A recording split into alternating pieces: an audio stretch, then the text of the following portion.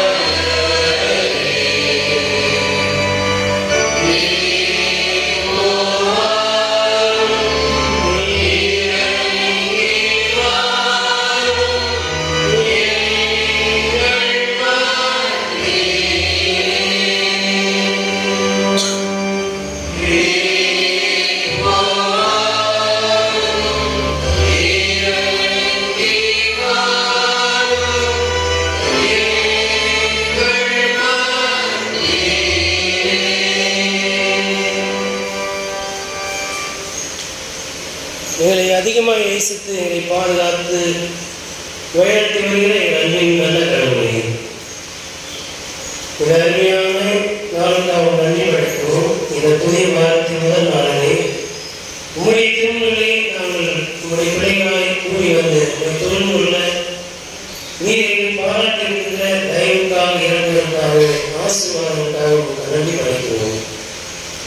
இப்பொழுதும் நாங்கள் எங்களை உங்களுடைய பிள்ளைகளாய் உங்களுடைய கருத்திலே ஒரு விசை நாங்கள் ஒப்புவிக்கிறோம். நீர் உங்களுடைய வார்த்தைகளால் எங்களை நிலைநிறுத்தி வழிநடத்தி காத்துக்கொள்ளும். உங்களிடத்திலிருந்து வார்த்தைகளை நாங்கள் கற்றுக்கொண்டு அதன்படி எங்கள் பிள்ளைகளை வளர்க்க எங்களுக்கு ஞானமுள்ள இதயத்தை தாரும். இப்பொழுது பேசும் நாங்கள் கேட்கிறோம். தூய் ஆவியாருடைய வழிநடத்திற்கு ஒப்புவிக்கிறோம். இயேசுவின் வழியை செய்கிறோம். அன்பின் நல்ல கடவுளே,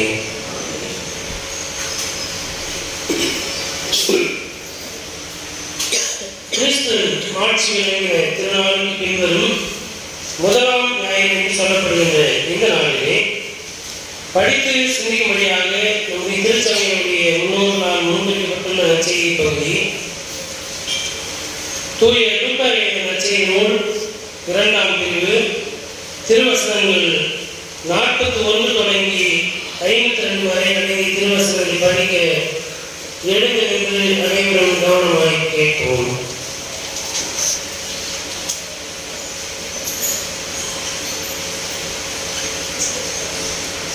லூக்கா நற்செய்தி நூல் 2ஆம் பிரிவு திருவசனங்கள் 41 தொடங்கி 52 வரை. ஆண்டுதோறும் இயேசுவின் பெற்றோர் பாஸ்கா விழாவை கொண்டாட எருசலேமுக்கு போவார்கள். இயேசுவுக்கு 12 வயது ஆனபோது வழக்கப்படி விழாவை கொண்டாட எருசலேம் சென்றனர்.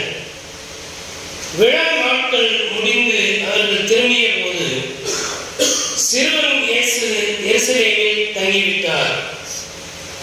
இது அவருடைய பெற்றோருக்கு தெரியாது. பயணிகள் கூட்டத்தில் அவர் இருப்பார் என்று எண்ணினர். ஒரு நாள் பயணம் முடிந்த பின்பு உறவினரிடையேயும் அறிமுகமானவர்களிடையேயும் அவரை தேடினர். அவரை காணாததால் அவரை தேடிக்கொண்டு எருசலேமுக்கு திரும்பிச் சென்றார்கள். 3 நாட்களுக்கு பின் அவரை கோவிலில் கண்டார்கள். அங்கே அவர் போதகர்கள் நடுவில் அமர்ந்து அவர்கள் சொல்வதை கேட்டுக்கொண்டும் அவர்களிடம் கேள்விகளை எழுப்பிக் கொண்டும் இருந்தார். அவற்றை கேட்ட அனைவரும் அவருடைய புரிந்து கொள்ளும் திறனையும் அவர் அளித்த பதில்களையும் கண்டு மலைத்து போயினர். அவருடைய பெற்றோரும் அவரை கண்டு வியப்பில் ஆழ்ந்தனர். அப்பொழுது அவருடைய தாய் அவரை நோக்கி, மகனே, ஏன் இப்படி செய்தாய்? இதோ பார், உன் தந்தையும் நானும் உன்னை மிகுந்த கவலையோடு தேடிக்கொண்டிருந்தோமே என்றார். அவர் அவர்களிடம், நீங்கள் ஏன் என்னை தேடினீர்கள்? நான் என் தந்தையின் அலுவலில் ஈடுபட்டிருக்க வேண்டும் என்பது உங்களுக்கு தெரியாதா என்றார். அவர் சொன்னதை அவர்கள் புரிந்து கொள்ளவில்லை. பின்பு அவர் அவர்களுடன் சென்று நாசரேத்தை அடைந்து அவர்களுக்கு பணிந்து நடந்தார். அவருடைய தாய் இந்நிகழ்ச்சிகளை எல்லாம் தமது உள்ளத்தில் பதித்து வைத்திருந்தார். இயேசு ஞானத்திலும் உடல் வளர்ச்சியிலும் மிகுந்து கடவுளுக்கும் மனிதருக்கும் உகந்தவராய் வாழ்ந்து வந்தார் என்பவர்களே.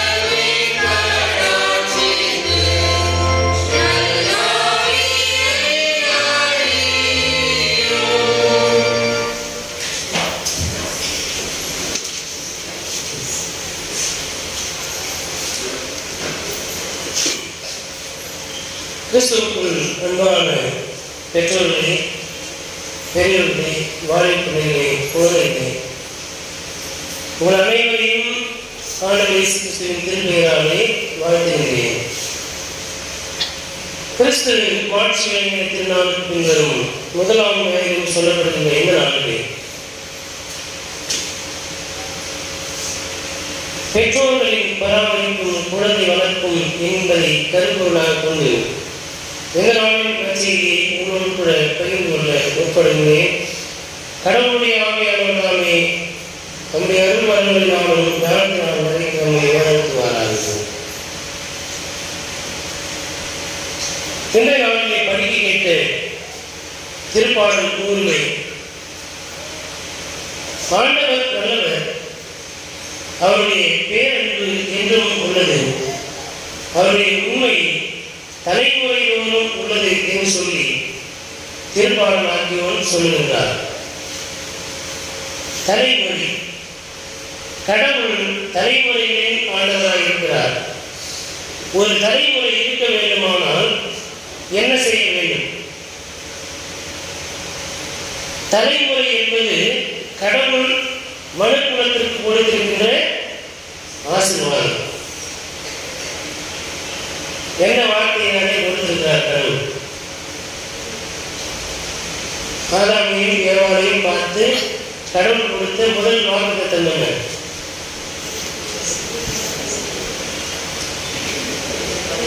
சத்தமா சொல்லுங்க, யாராவது சத்தமா சொல்லுங்க.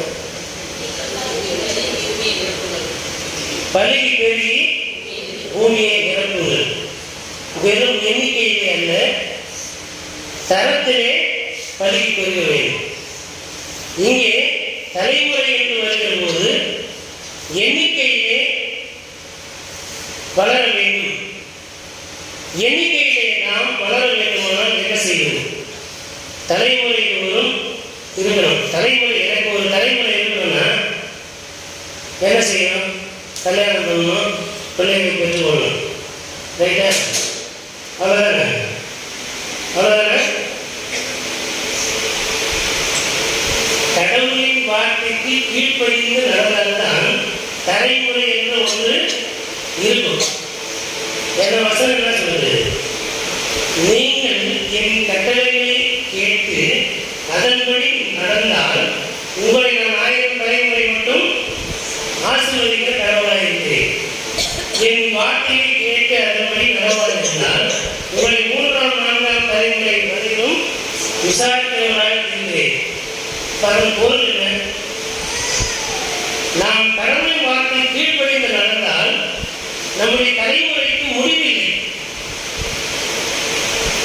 நாம் கடவுளின் வார்த்தையின்படி நடவாமல் போனால் 4 தலைமுறை மேல நம்ம வம்சம் இல்லை. நாம் செய்கின்ற பாவமும் நாம் கடவுளுடைய வார்த்தைக்கு எதிராக செய்கிற செயல்களும் நம்முடைய தலைமுறையை இல்லாதபடிக்கு அழித்துவிடும். நான் எனக்கு அளிக்கப்பட்டிருக்கின்ற இந்த வாழ்விலே கடவுளின் வார்த்தையை கேட்டு அதன்படி செய்கிறவர்களாக இருப்பதற்கு நான் அழைக்கப்பட்டிருக்கிறேன். ஆகவே தலைமுறை என்று வருகிற போது கடவுள் எல்லாருக்கும் எல்லா காலத்திலும் உண்மையுள்ளவராய் பேரன்பு உடையவராய் இருக்கிறார். எனக்கு அவருடைய அருளும் ஆசீர்வாதமும் கிடைக்க வேண்டுமானால் என்னுடைய வம்சம் நீடித்திருந்தோம்னா நான் கடவுளின் வார்த்தைக்கு கீழ்ப்படிந்து நடக்க வேண்டும். பிள்ளைகளுக்கு என்ன சொல்றது? பூமியிலே உன் வாழ்நாட்கள் நீடித்திருக்க வேண்டுமானால் உன் பெற்றோருக்கு கீழ்ப்படிந்து நடக்க வேண்டும். Reciprocal relationship. ஒரு குடும்பமும் இருந்தால் பெற்றோர்கள் பிள்ளைகளை நன்மைப்படுத்தி வளர்த்தல்னாக்க சோறு போட்டு வளர்த்தது மாத்திரம் இல்லை, கடவுளுடைய வார்த்தையினாலும் இந்த உலகத்தை எதிர்கொள்ளவும் மேற்கொள்ளவும் தேவையான ஞானத்தினாலும் எல்லாவற்றுக்கும் மேலாக கடவுளுடைய வார்த்தையினாலும் பிள்ளைகளை வளர்த்தெடுக்க வேண்டும். அப்படி செய்கிற போது தலைமுறை இருந்து கொண்டே இருக்கும். நான் என் பெற்றோரை கனம் பண்ண வேண்டும். என் பிள்ளைகளை கடவுளை அறிகின்ற அறிவிலே வளர்க்க வேண்டும். ஒவ்வொரு நபருக்கும் 2 கடமை இருக்கிறது. இது பெற்றோர் கடமை, இது பிள்ளைகள் கடமை இல்லை. பிறந்துவிட்ட எல்லாருமே ஒரு குறிப்பிட்ட காலம் பிள்ளைகளாக இருக்கிறோம். ஒரு குறிப்பிட்ட காலத்துக்கு பிறகு பெற்றோர்களாக மாறினோம். ஒவ்வொரு தனி மனிதருக்குள்ளாகவும் குழந்தை மனமும் பெற்றோரின் மனமும் இருக்கிறது. உளவியலிலே ஈகோ என்ற ஒரு வார்த்தையை பயன்படுத்தும். ஈகோ என்ன? காலிப்பிள்ளைகள் தான் கேட்கணும். ஏன்னா அவங்க ஒரு குறிப்பிட்ட இருப்பாங்க. ஈகோ என்ன? ஈகோட நம்ம என்ன நினைக்கணும்? வேட்டிமையா இருக்கிறது இல்லையா? வேட்டிமையா இருக்கிறது இது தவறான ஈகோ. ஈகோனா என்ன அப்படின்னா, ஈகோ என்ற சொல்லுக்கு முதிர்ச்சி என்பது பொருள், மன முதிர்ச்சி. இந்த ஈகோ என்ற சொல்லுக்கு 3 விதமான ஈகோ இருக்குது. Parental ego, adult ego, child ego. இந்த 3 என்ன அப்படின்னு தெரிஞ்சுக்கிட்டா நம்முடைய வாழ்க்கை எதிராலும் நல்லா இருக்கும். சைல்ட் ஈகோ ஒரு செயல் தவறு என்று இந்த சொசைட்டி ஒரு நாம் சொல்லியிருக்கு. ஒரு செயல் தவறு என்று நம்மை பார்க்கிறவர்கள் அதை செய்யாத, அது தப்பு அப்படின்னு சொல்லுகிற போது பார்க்கலாம் அப்படின்னு சொல்லிட்டு நினைச்சிட்டு செய்கிற அந்த செயல் பேரு சைல்ட் ஈகோ. ஒரு செயல் தவறு என்று நமக்கு சொல்லப்படுகிறது. செய்யலாமா வேணாமா? பெரியவங்க இதை செய்யக்கூடாது சொன்னாங்க. இது செஞ்சா ஆபத்தில் போய் முடியும் அப்படின்னு யோசித்துக் கொண்டே இருப்பது அடல்ட் ஈகோ. இது தவறு என்றால் அது தவறு தான், எனவே நான் செய்ய மாட்டேன். அப்பா அம்மா எனக்கு தப்புன்னு சொல்லியிருக்காங்க, எனவே நான் செய்ய மாட்டேன் அப்படின்னு எனக்குள்ளே நான் பேசிக்கிற பாருங்க.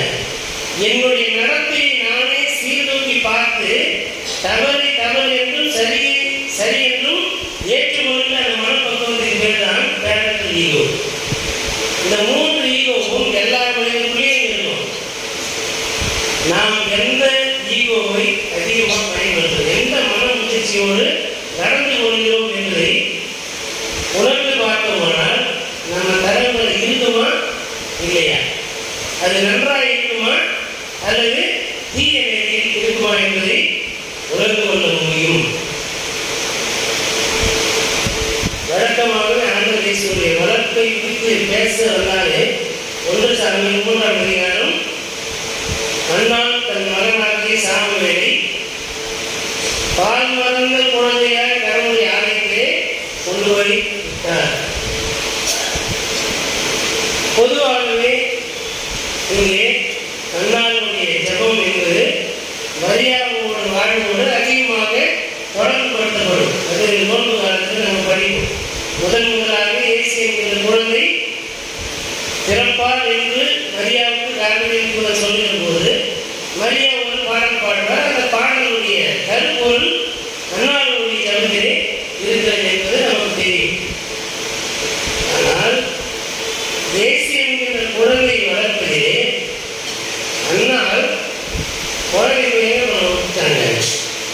பால் மறந்த குழந்தையால் சாமுவேலை கொண்டு போய் ஆலயத்தை விட்டார்.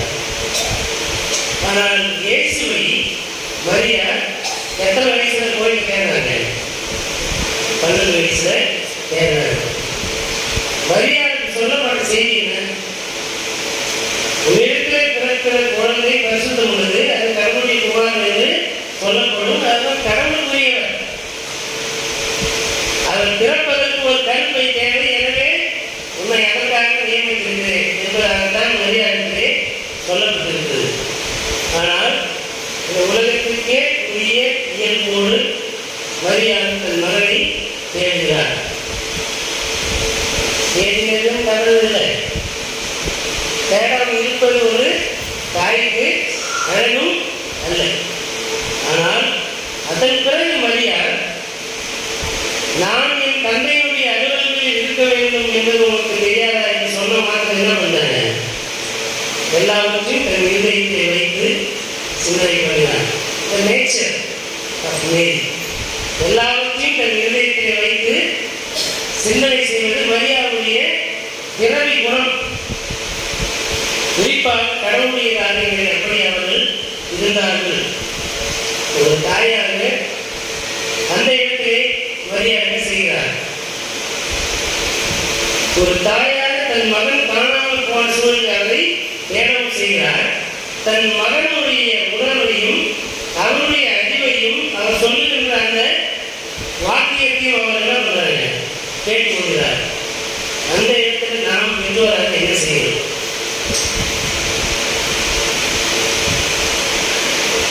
உண்மையாக ஒரு நாள் என் மகன் ஒரு கல்யாணத்துக்கு போன இடத்துல நானும் போயிட்டேன். 3-4 முறை கல்யாணம் சுற்றி நடந்து சார் அவர்கள் என்னோட தேர்ந்தார். தேடி கண்டுபிடிச்சதுக்கு உடனே என்ன பண்ணிருக்கோம்? என்ன பண்ணிருக்கோம்? கண்ணுல தண்ணி வந்து இன்னொரு ரவுண்ட் போயிட்டு வந்தா உண்மையாலுமே அழுதுடும்.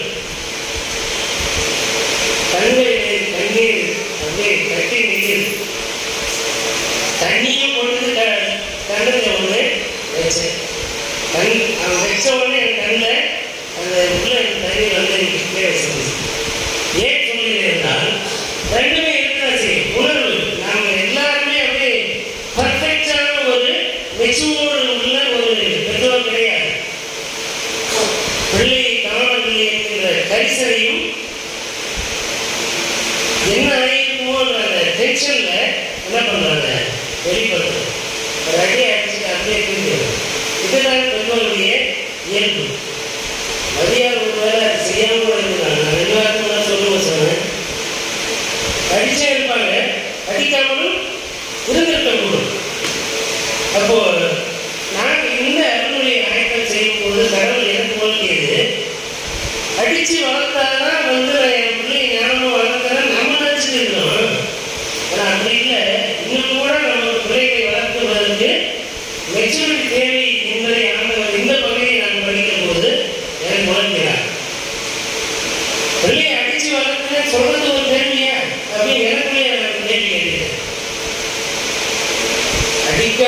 வளர்ப்பதற்கு ஏற்ற மனமுதிர்ச்சி எனக்கு தேவை என்பதை நான் உணர்ந்து கொண்டேன். அதுதான் உங்களுக்கும் நான் இந்த நாளிலே சொல்லுகிற நற்செய்தி. பெற்றோர்களாகி நாம் பிள்ளைகளை ஒழுக்கத்திலே வளர்க்கிறேன் என்கிற பெயரிலே ரொம்ப துன்புறுத்தவும் கூடாது.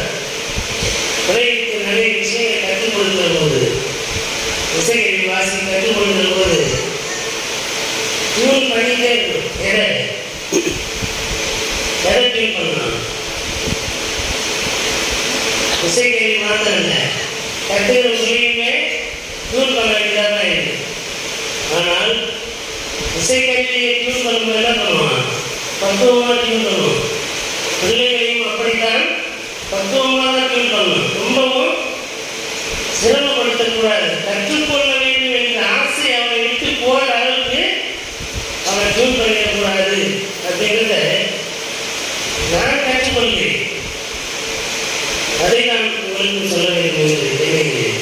குறிப்பாக இது யார் கற்றுக்கொள்ள வேண்டும் என்றால், முதல் குழந்தையாக இயேசுவை பெற்றெடுத்த மரியாதை போல முதல் குழந்தையாக பெற்றெடுக்கிற போது குழந்தை பெற்றுக்கொள்ள வேண்டும் என்ற விருப்பமும் ஆசையும் தேடல்களும் இருக்கும்.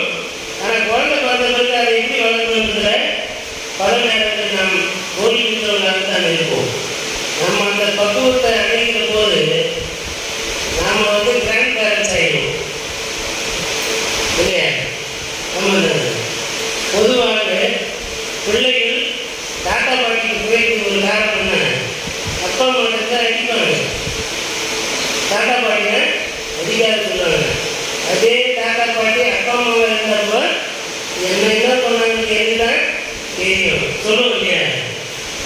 அப்படி அது ஒரு இந்த பேரண்டல் மெச்சூரிட்டி நமக்கு அந்த பெற்றோர் என்கிற நிலையில் இருந்து பிள்ளைகளை வளர்ப்பதற்கான ஒரு மன முதிர்ச்சி தேவையாக இருக்கிறது.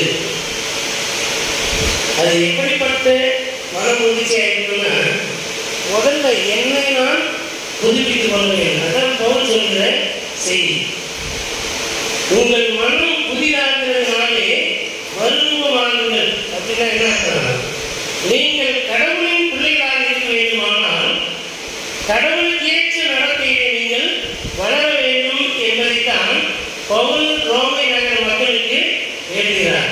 உங்கள் உள்ளம் புதிதாகிறதுனாலே, அப்போ உள்ளம் புதிதாக வேண்டுமானால் நான் என்னுடைய பழைய நடத்தைகள், பழைய பாவங்களை என் மனக்கண் முன்பாக நிறுத்தி அதை கடவுளுடைய வார்த்தையோடு உரசி பார்த்து இது கடவுளுடைய வார்த்தையிலிருந்து விலகி இருக்கிறது என்பதை நான் உணர்ந்து, இனி நான் அப்படிப்பட்ட நடத்தையுடன் நான் இருக்க மாட்டேன், அப்படிப்பட்ட பாவங்களை செய்ய மாட்டேன், ஆண்டவரே இதுவரை நான் செய்த பாவங்களை எனக்கு மன்னியும் என்று வார்த்தையாக உணர்வோடு கூடிய வார்த்தையாக சொல்லுகின்ற போதுதான் என் உள்ளம் புதிதாகிறது.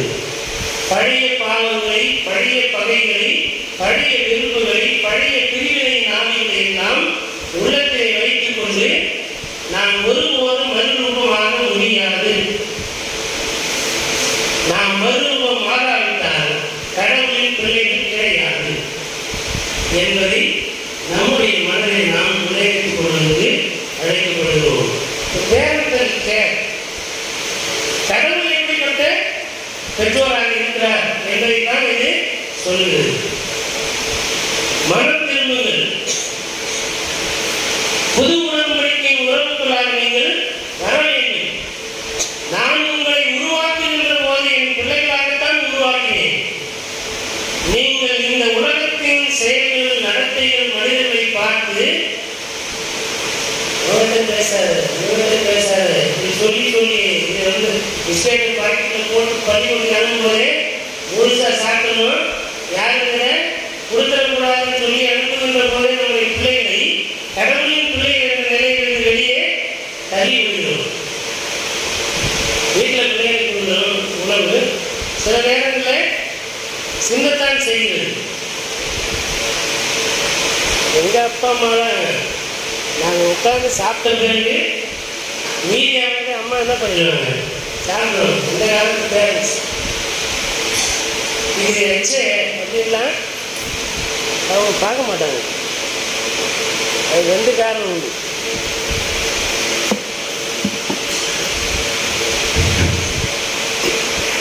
அதுக்கு 2 காரணம் உண்டு. அன்னைக்குன்னா குழந்தை தாய் பாசம் என்பதுதான் மேலோங்கி இருந்தது. நாம் வாழ்கிற காற்றை உலகிற ஹைஜீனிக் என்ற வார்த்தை அதிகமாக சொல்லப்படுகிறது. பெற்றோர் கிராமத்தில் பார்த்தோம், மல்லாட்ட கொள்ளைக்கு போனோம்னா பேப்பரில் குடும்ப இடத்துக்கு போனோம்னா அதை பிடுங்கி ஆய்ந்து அதையெல்லாம் செடிகளுக்கு பிரித்து எழுதும்போது அதை பறிக்கிறவங்க அப்படியே வாயில் துணி கட்டிருப்பாங்க, சாப்பிடுவாங்க. பக்கத்தில் குழந்தை இருக்கும், குழந்தைக்கு சாப்பிட போனதுலாம் பல்லு இருக்காது, சாப்பிட முடியாது. சாப்பிட முடியாத பல்லுங்கிறது ஒரு பக்கம், அந்த குழந்தையை பார்க்க வச்சுட்டு இந்த அம்மாவால் சாப்பிட முடியாது. நான் சாப்பிடுவது என் குழந்தை எப்படியாச்சும் சாப்பிடணும், வாயில் போட்டு மென்று அது என்ன பண்ணுவாங்க, அது எசன்ஸ் எடுத்து ரொம்ப குழந்தை எசன்ஸ் போட்டு போகும், இல்லைன்னா அது மாவு அளவுக்கு என்ன பண்ணணும் மென்று ஊற்றும். எத்தனை பேர் இன்னைக்கு அந்த அனுபவம் இருக்குது? வீட்டில் நம்ம ஏதாவது செய்யணுமா? நமக்கே அந்த அனுபவம். அது காரணம் என்னன்னா, நம்ம எல்லாம் ஊடகத்தை பார்த்து ஹைஜீனிக் என்ற அந்த டாக்டரை தத்துவத்தை உள்வாங்கி வச்சிருக்கிறோம். ஒரு மேடை கிரானிக்கல் டிசீஸ் இருக்குது அப்படின்னா அது வேறு. கிரானிக்கல் டிசீஸ்ங்கிற கரநாங்க இருந்ததா? இப்படிலாம் இல்லை இல்லையா? இப்போ தாயினுடைய அன்பும் உணர்வும், தாயின் மீதான அந்த அன்பு என்கிற கரிசனை உணர்வு குழந்தை வளர்ந்துன்னா இது நடக்கணும். தாய்ப்பால் ஊட்டி குழந்தை எப்படி வளர்க்கிறோமோ அதே உணர்வு வாயிலிருந்து அந்த குழந்தைக்கு கொடுக்க வேண்டும். அதே போல என் குழந்தை அதை போட்டு குழப்பி வச்சிருந்தாலும் அது எனக்கு அமிழ்ந்தும். சிறுகை அலாமிய கூழ் என்று தமிழ் படிக்க குழந்தை போட்டு இருந்தால்தான் அவர் பேசினார்கள். தன் தாய்க்கு அது அழுக்கு கிடையாது. அந்த உணர்வு நம்மளாம் இருக்குதா? இல்லவே இல்லை. நம்மளாம் முதல்ல சேர்ந்து கிடைக்கும். அந்த இன்டிமசி தாய்க்கும் மகனுக்கும், தாய் மாத்திரம் இல்லை, தகப்பனுக்கு தான், பெற்றோருக்கும் பிள்ளைகளுக்குமான அந்த இணக்கமான இடையறாத உறவு குழந்தையிலேயே இருந்து ஊட்டப்பட்டு வளர்க்கப்படுமானால் முதிர் வயதில் அந்த குழந்தை வளர்ந்து தப்பாமல் கனி கொடுப்பான். ஒரு பிள்ளையானவனை நடத்த வேண்டிய விதத்திலே நடத்து, அவன் முதிர் வயதிலும் தப்பாமல் கனி கொடுப்பான். தலைமுறையோரும் கடவுள் நம்பத்தக்க பெற்றோராக இருப்பது போல என் பிள்ளைக்கு நான் வாழ்வின் நிறைவு மட்டும் தகுதியான முழுமையான அன்பை கொடுக்கிற தகப்பனாக தாயாக இருக்க வேண்டும் என்பதை நாம் மனதில் நிறைவேற்றிக் கொள்வதற்கு அழைக்கப்படுகிறோம். இயேசு என்கிற குழந்தையை பற்றி சில ஒப்பீடுகளை நான் சொல்லி நிறைவு செய்கிறேன். லூக்கா நற்செய்தியிலும் 2ஆம் பிரிவிலே ஆண்டவர் இயேசுவை குறித்து நாம் படிக்கிறோம். இந்த குழந்தை பருவம் இயேசுவுடைய வயது என்பது மிகவும் முக்கியமானது. குழந்தை பருவம் என்பது ஒவ்வொரு இடத்திற்கு ஏற்றால் போல வரையறுக்கப்படுகிறது. வாக்காளராக இருந்தோம்னா 18 வயது, 18 வயது வரைக்கும் இருந்தால் அவங்க மைனர். எனவே 18 வயது வரைக்கும் குழந்தை தான். பள்ளிக்கூடத்தில் போன அல்லது தொழிற்சாலையிலே குழந்தை தொழிலாளர் இருக்கக்கூடாது. எத்தனை வயது குழந்தைக்கு? 14 வயது வரைக்கும் இருக்கிற குழந்தைகளை தொழிற்சாலையை பணியாளராக அமர்த்தக்கூடாது. அப்ப அந்த இடத்துல 14 வயது வரை குழந்தை பருவம். அதிலே ஆண்டவர் இயேசு 12 வயதில் இருக்கிறார்.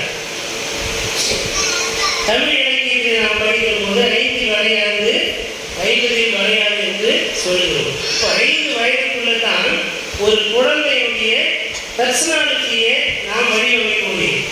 5 வயதுக்குள்ள அவனுடைய ஆளுமையை நாம் உருவாக்காவிட்டால் அதன் பிறகு என்ன சொல்லிக் கொடுத்தாலும் அது நாம் எதிர்பார்க்கிற அந்த தரத்தோடு அந்த பர்சனாலிட்டி அந்த குழந்தைகிட்ட இருக்காது.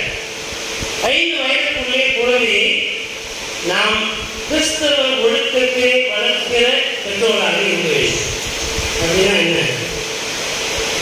8ஆம் நாளிலே இயேசு குழந்தையாக ஆலயத்துக்கு கொண்டு செல்லப்பட்டார். தன் வாழ்நாள் மட்டும் ஆண்டவரேசு கடவுளுடைய திருவுளம் என்னவென்பதை அறிந்து அதன்படியே நடந்தார். பச்சை குழந்தையாகவே கடவுளை ஒப்பு கொடுத்தார்கள். அந்த விதமாக நம்முடைய குழந்தைகளை ஆலயத்துக்கு கொண்டு வந்து ஆலயத்திற்கும் நம்முடைய குழந்தைக்குமான உறவிலே குழந்தைகளை வளர்க்க வேண்டும். இந்த நற்செய்தி ஆரம்பிக்கிற போது ஆண்டுதோறும் வழக்கத்தின்படி இயேசுவை ஆண்டுதோறும் ஆலயத்துக்கு கொண்டு சென்றார்கள். ஆண்டுதோறும் அப்படின்றது இயர்லி ஒன்ஸ் அப்படின்னு சொல்லலாம், வருடம் முழுவதும் என்றும் சொல்லலாம். இப்போ வருடத்திற்கு ஒரு முறை, ஆண்டுதோறும்னா வருஷம் வருஷம் கிறிஸ்துமஸ் அப்படின்ற மாதிரி இல்லை, வார வாரம் கோவிலுக்கு நம்முடைய பிள்ளைகளை கொண்டு வந்து கடவுளுடைய வார்த்தையை வளர்க்க வேண்டும். இயேசுவை குறித்து சொல்லுகிற போது இந்த லூக்கா நற்செய்தி என்பது பிற இன மக்களுக்கு எழுதப்பட்ட ஒரு நற்செய்தி. மத்தேயு எழுதுகின்ற போது யூத மக்களை முன்னிறுத்தி, யூத பாரம்பரியங்கள், யூத ஒழுக்கங்களை முன்னிறுத்தி தான் நற்செய்தி எழுதியிருப்பார். ஆனால் அது பிற இன மக்களுக்கும் பிற சமய மக்களுக்கும் அது நற்செய்தியாக இருக்கும். ஆனால் லூக்கா எழுதுகின்ற போது பிற இன மக்களுக்காக தான் அதை எழுதியிருப்பார். பிற இன மக்கள் யூதர்களை எப்படி புரிந்து கொள்கிறார்கள், பிற இன மக்கள் இயேசுவை எப்படி புரிந்து கொள்ள வேண்டும் என்கின்ற பார்வையிலிருந்து அதை எழுதியிருப்பார். ஒவ்வொரு காலகட்டத்திலும் குழந்தைகள் பிறக்கிற போது நாம் கிறிஸ்தவர்களாக இருக்கிறோம், என்ன செய்வோம்? ஒன்று பெற்றோருடைய வழிவரம்பின்படி ஒரு சரணை வைப்போம். அவனுக்கு ஒரு முதல் பெயர் வைக்கிறோம்னா ஒன்று பைபிளில் போயிட்டு தேடி வைப்போம். எத்தனை பேர் பிள்ளைகளுக்கு பைபிள் தேடி வைக்கிறது?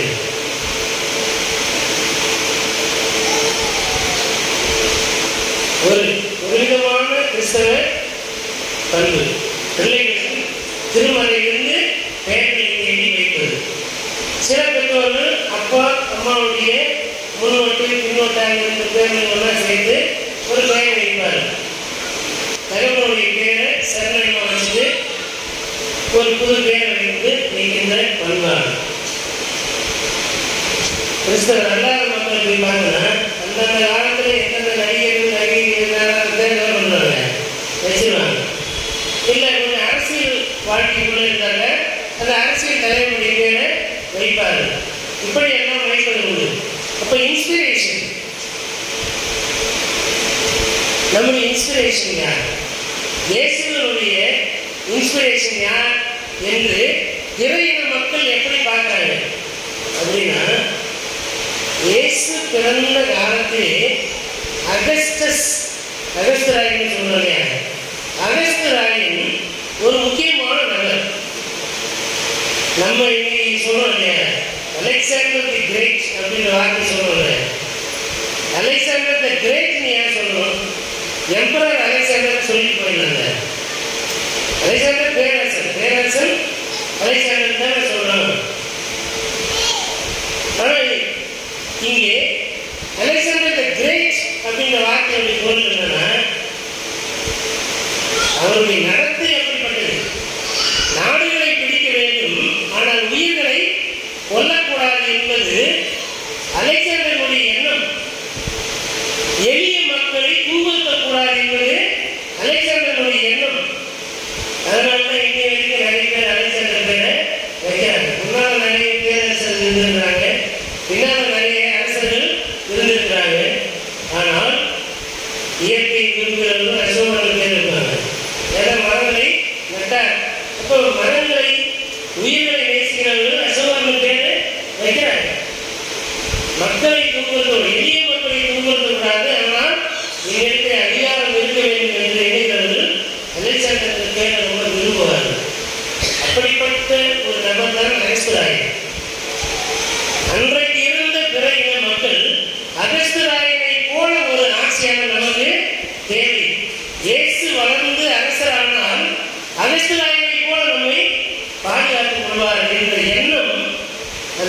அவர்களுக்குள்ளே இருந்தது.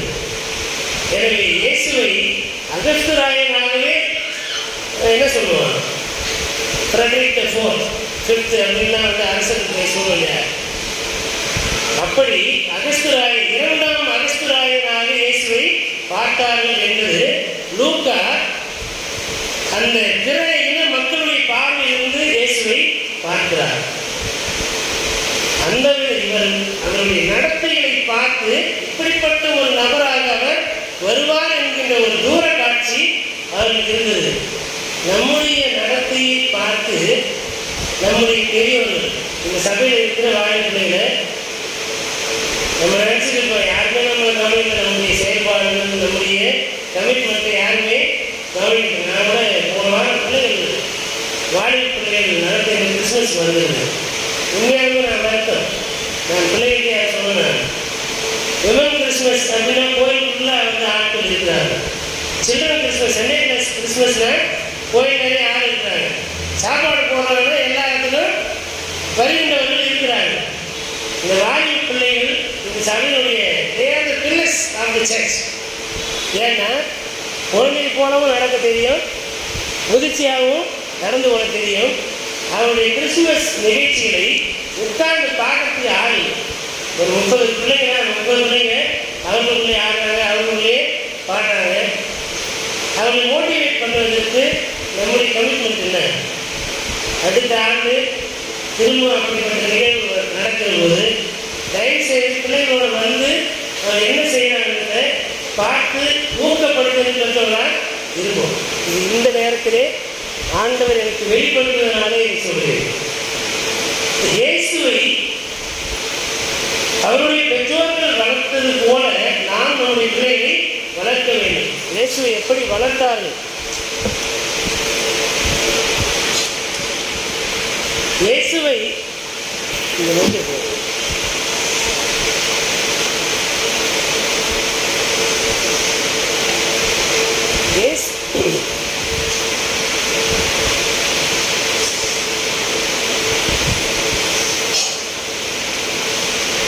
இருக்கிற ஒன்று கவலை.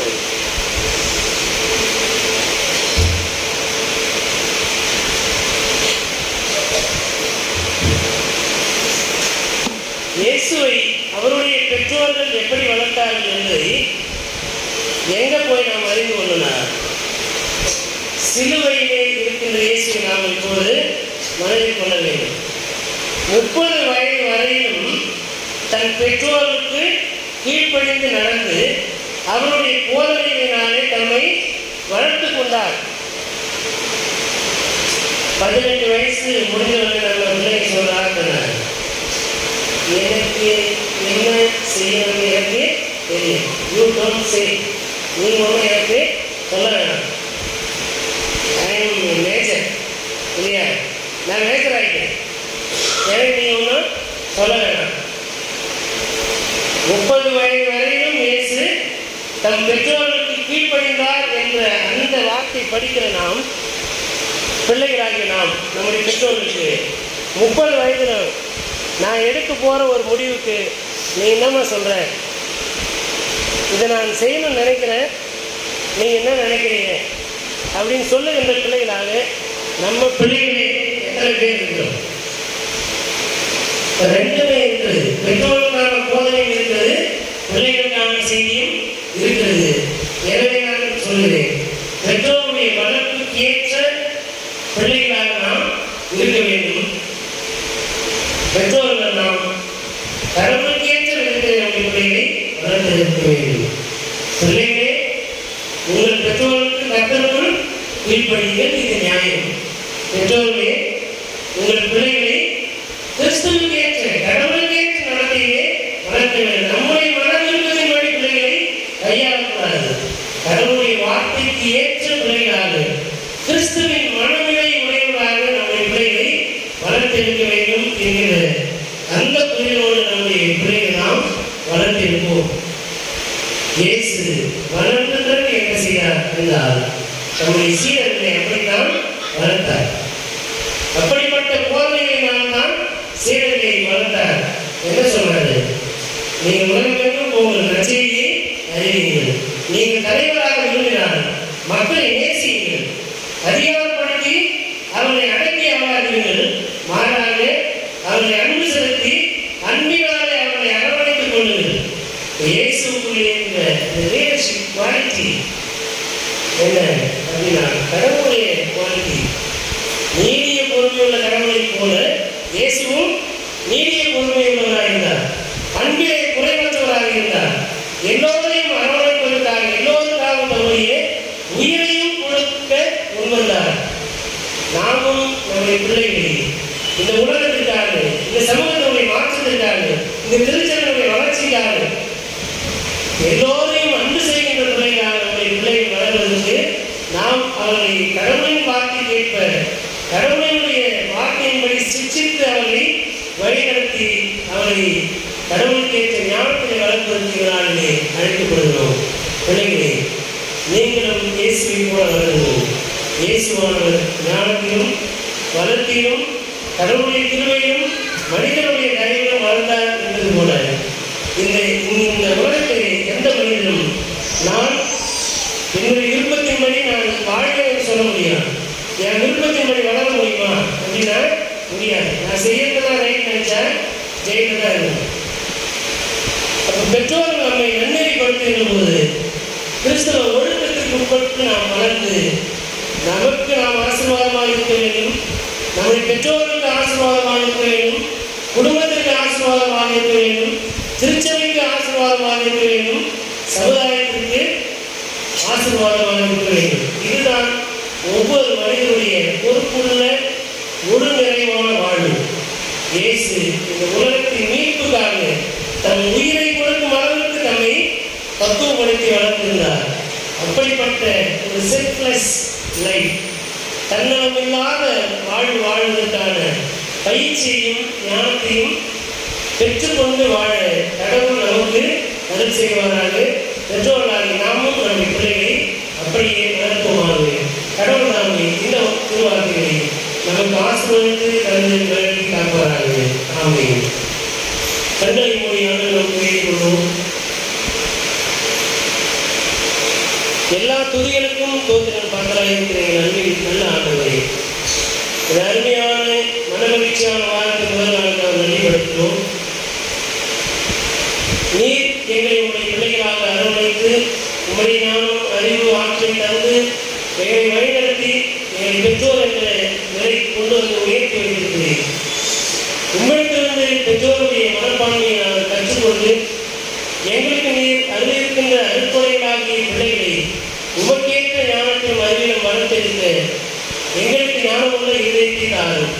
உடைய வார்த்தையால் எங்களை நிறைந்ததும் உடைய வார்த்தையை எங்களுடைய பிள்ளைகள் கற்பிப்பதற்கு எங்களுக்கு உடைய ஆவியானவருடைய துணை தந்து எங்களை வளர்த்தி காத்துக்கொள்ளும். இந்த வழிபாட்டை பங்கேற்கின்ற அனைத்து பெற்றோர்களுக்காக பிள்ளைகளுக்காக உங்களுடைய சமூகத்தை வருகிறோம். ஒவ்வொருவருக்கும் உடைய கிருபையின் வரங்களையும் ஆசீர்வாதங்களையும் பொருளாதார வளங்களையும் நிறைவான ஈவுகளையும் தந்து வளர்த்தி காத்துக் கொள்கிறார்கள். படிக்கின்ற பிள்ளைகளுக்கு ஞானத்தை தாரும். பிள்ளைகளின் ஞானத்தினை வளர்த்தெடுப்பதற்கு தேவையான ஞானத்தை பெற்றோர்களாகி எங்களுக்கும் தாரும். உமக்கேற்ற பிள்ளைகளாக நீர் விரும்புகின்ற பெற்றோர் மனப்பான்மை மனப்போக்குடைய பெற்றோர்களாக நாங்கள் இருக்க தூயாமையாளர்களாக எங்களை நினைக்கிறார்கள். இப்பொழுது எங்களுக்கு தந்திருக்கின்ற வழிமுறைகள், வார்த்தைகள், அறிவுரைகள், அருளுரை வார்த்தை, சிந்தனை யாவற்றுக்காக நன்றிப்படுகிறோம். நீர் எங்களோடு பேசியிருக்கிற இந்த சிந்தனையோடு எங்களை நாங்கள் உங்களிடத்தை ஒப்புகிறோம். எங்களை ஆண்டவரும் வயலுக்கும் பலப்படுத்தும் காத்துக்கொள்ளும். இயேசு என்ற திருப்பையை முன்னிட்டு வேண்டுதல் செய்வங்கள் அன்பு நிறைந்த நல்ல கடவுளே. ஆமென். கருவூருக்கு செய்கிறாமே உடையாவும் கஷ்டப்படுகிறாங்க, உடைய ஆட்சியம் வருகிறாங்க, விசித்த பரவலத்தை செய்யப்படுவதை செய்யப்படுகிறாங்க. எங்களுக்கு விரோதமாய் குற்றம் செய்வதற்கு நாங்கள் மன்னிக்கிறது போல என் பாவத்தோடு எங்களுக்கு மன்னியும். எங்கள் சோதனை உட்பட பண்ணாமல் தீமையை ரசித்தலும் ராஜ்யமும் வல்லமையும் மகிமையும் என்னென்றைக்கும் முறையிலே. ஆமென். அனைத்து ஆற்றல் நிறைந்த நம்முடைய தாயும் தந்தையுமாகி கடவுளுடைய அன்பும் நம்முடைய ஆண்டவர் மீட்பருமாகிய இயேசு கிறிஸ்துவுடைய அருளும் அமைதியும் தூய ஆவியானுடைய வல்லமையுள்ள பாதுகாப்பும் பராமரிப்பும் மாறாத நித்திய உடன்படிக்கையின் உறவும் ஐக்கியமும் வாழ்த்துகிறோம். இன்றும் என்றும் எல்லா காலங்களிலும் நம் அனைவரும் நீடித்து நிலைத்திருந்து வாழ்த்தி காப்பனவாக. ஆமென்.